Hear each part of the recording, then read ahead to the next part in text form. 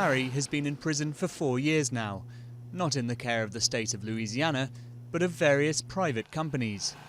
Before coming to the Pine Prairie Correctional Facility, he was in another private prison, which he doesn't miss. You didn't hardly go outside. They fed you in the dorm all the time, you know.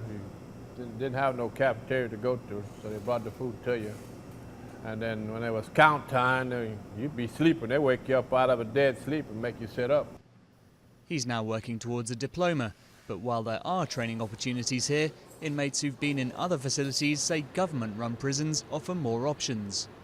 Private facility, it don't have field work, or a lot of them don't have trade schools. See, but in a state facility, you can take up these trades, or you can go work in the field, you go work on the barn, like, there's all different types of jobs, but here jobs are limited.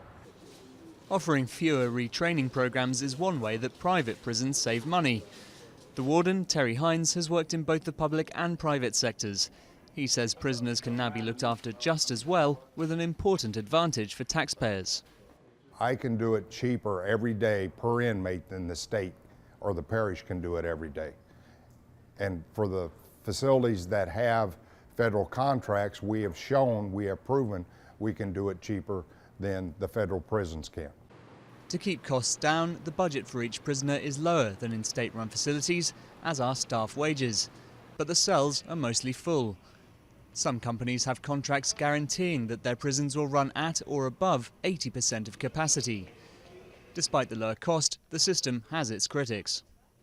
We begin to make criminal justice policies not based on what reduces crime or how do we save taxpayer dollars, but we base criminal justice policy based on what is going to drive the economic engines of the criminal justice system.